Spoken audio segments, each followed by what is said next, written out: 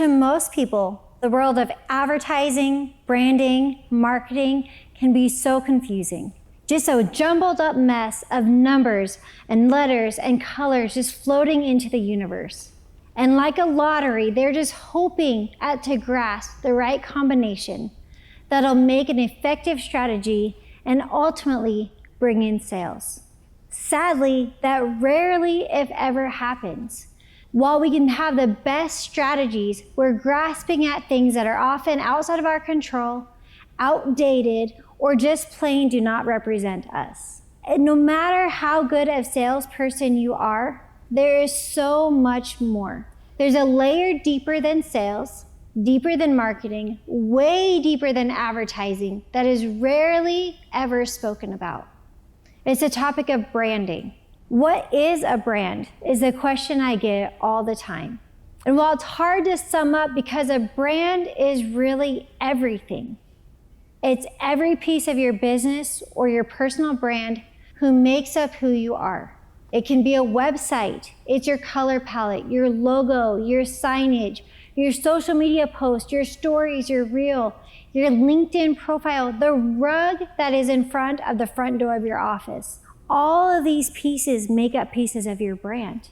But that's not where the list ends. It's the outgoing voicemail message that you have. It's the secretary's smile when clients walk in. It's every piece down to the Christmas gifts you put in the mail make up a piece of the brand. Brand just means trust. That's all it is. Can your clients trust you? Can your vendors trust you? Can your team trust you? Is this trust built on a consistent basis that they know on a good day, on a bad day, with delayed travel plans or raining weather, you are going to deliver what you promised on the time that you promised to deliver it for the price that you promised to give? That is trust. And once that brand foundation is in place, is solid, the sky is the limit to the growth that you can have. Let's think of marketing, advertising, and branding one other way. Picture a bucket, like a bucket you would take to the beach. The handle of that bucket would be your marketing. It's your day-to-day communication about what services you have, your hours, your prices, the day-to-day things people need to know to work with you. That is marketing. It's a slow and steady, consistent basis that is important and needs to make sure it has attention. The bucket, though, that is the foundation, that is the most important piece, and that is your brand. That bucket holds the trust, it holds people's word of mouth referrals, that bucket holds the company culture you build, that bucket is the most important piece of anything that you do. Now let's talk about advertising. Advertising is a water that we pour in. Every month we pour in advertising dollars to hopefully expedite the marketing efforts that we're doing. We pour these advertising dollars in hopes of a magical return that'll come back paying tenfold. But what we don't realize is oftentimes those advertising dollars go and they leave, and we have little, if nothing, to show for it. We put the advertising dollars in, we put the water in the bucket, but the phone does not ring, the sales do not come, and we're left scratching our head.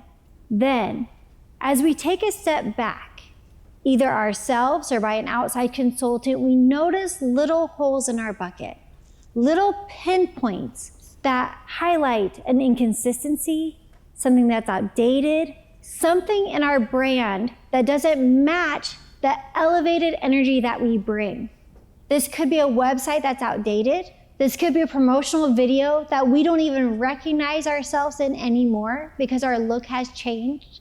This could be a speaking reel where we seem stiff and not like ourselves. Anything that doesn't feel authentic is going to be a pinhole in this bucket. It could be a trade show booth with colors that have faded over the years. It could be a phone greeting that just sounds aggravated. Well, that's not our personality at all. Every one of these pinholes is leaking your advertising dollars. Maybe a drop at first, but eventually is leaking so much that the advertising dollars, the advertising effort isn't doing you justice anymore. So what I'm here to encourage you to do today is to pause, to take a moment, to take a step back, hire help if you need to, but really evaluate the bucket of your brand. Make sure that your brand is serving you well, that you have a logo that you can't wait to print on a shirt, that you have a website that you can't wait to share, that you have a business card that when you hand it out, you are fully confident that that card is not only going to affect that person you hand it to, but they're going to pass it on again and again. When you can build that foundation of a brand, when you can walk into a meeting with pride knowing that the sales pieces that you have are a true representation of who you are and what you offer, that is when you will see momentum and growth. Having a brand that you're proud of is a catalyst you need to grow the business to where you know it can be. Now you might say, I'm a great salesperson. I have magnetism, I have charisma, I can walk in a room, I can sell ice to an Exmo. And that's great, congratulations, that is a wonderful skill to have. But just know that you're not just selling the person that you're having the conversation with. Those days are long gone. You are not only selling them, you may also be selling their spouse, their business partner, their team members, their investors, people that you have never met and probably never will meet. So no matter how excited that sale feels in person, when they get back to the office and they try to share that excitement by pulling up your website or playing a video on the big screen, you may see that excitement diminish and you might see doubt take its place. And that is all because the brand that you presented to the world does not match or even exceed what you can bring in person. So today I would encourage you to stop pouring water into a bucket full of holes. Not stop forever, but just pause. Take 3 months and take every dollar that you would spend on advertising, every minute that you would spend looking at those analytics and trying to find a new target market, to look inward, to focus on how your brand looks. How does it look to your clients? How does it look to your team? And how does it look to the world? And if it's not a brand that you are ecstatic to share, this is your time to do something different. Don't do it with whiteout. Don't do it with photocopies or duct tape, because ultimately that is not going to give you the reward you're looking for.